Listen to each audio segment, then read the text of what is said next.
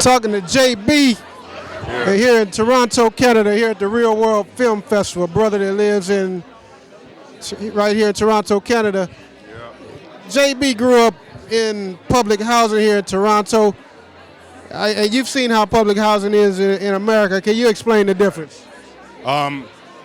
Really, I've seen how public housing is almost internationally around the world in some of the roughest places like LA or like Brazil or like Jamaica. And again, one of the main differences that separates us, because we're all black people, we all come from somewhere else and been brought here. We all have family descended from places of third world countries. So it's in our blood. There's no way that we can fight that. We're all going to be rebellious. And some of the things that make the difference between America or Brazil or anywhere else around the world compared to Canada is the population. Population in Canada is somewhat smaller, so the black community here will be a little bit smaller compared to America. They might have 1 million people in a community or a few 100,000 compared to in Canada we might have 20,000. It's the same people, but within that difference of numbers, the ratio difference, different things happen. Obviously, if there's more people, more things are bound to happen. More killings, more violence, more crime. Here, the crime is not compared to America because of the difference in numbers, sorry. So the difference in numbers, so you'll see it, we'll have 50 murders, but in America, you'll see 150 or maybe 500 murders. So you won't take it as seriously here, but it's serious because people are dying, people are suffering, and it's all our same people. So that's the only difference between America. When people look at Canada and think that's all white people, or we're all here chilling in Eskimos, or, it's some cold country. It's not. We got Vancouver, we got a lot of different places here that make us significant around the world. We're one of the major cities around the world, and the only thing that separated us from everywhere else is just the numbers. Toronto, the whole population has like maybe a few million, and a few million is in like one county or one state in America, and that's the only difference. But we always repping it the same way, and it's the same people here. It's the black Americans, black West Indians, black Africans, and we all make up the population of black people here in Canada. America has a welfare system for people down on their luck, and they call it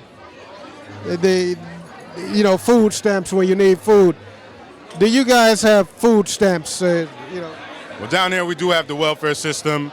There hasn't been food stamps, but it's well known down here for food banks. It's the same thing where you don't have to physically bring anything to claim food, but you could be a middle class home, you could even be a rich home, living in $1 million homes and just down on your luck for a month. Ain't got shit on you, excuse my language, but that's how it goes. And we have food banks set up where people could go and go get food. You know what I mean? Where you go down there, and as long as you're a needy person and you need that, it's going to be there accessible to you. Even if it's for a year? Even if it's for a year. I don't think, I'm not familiar too much with it because it's fairly new and it's been rising. And these are things that if my mother had to go when I was young, because we grew up on welfare, she would have never told me. So I'm not sure how the process is, but I'm sure in Canada we love people and we love to help people. So anybody who works hard and gets an education can come up here in Canada and not have a need to be on that type of system, That's right.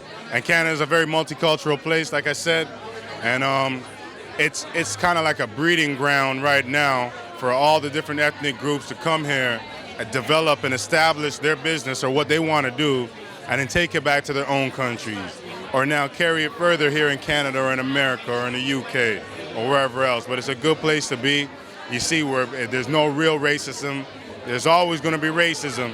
There's always the people that was here first that don't like none of us colored people here at all.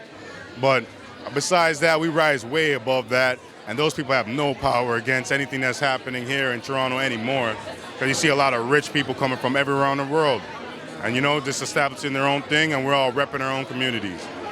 Okay, all right, appreciate that, Cool, JB. brother. All right. Cool, brother. Yeah. Big up to everybody in LA. Yeah, big up to everybody in America, man. I love all y'all people, all my black people, all my colored people, everybody. I love y'all people.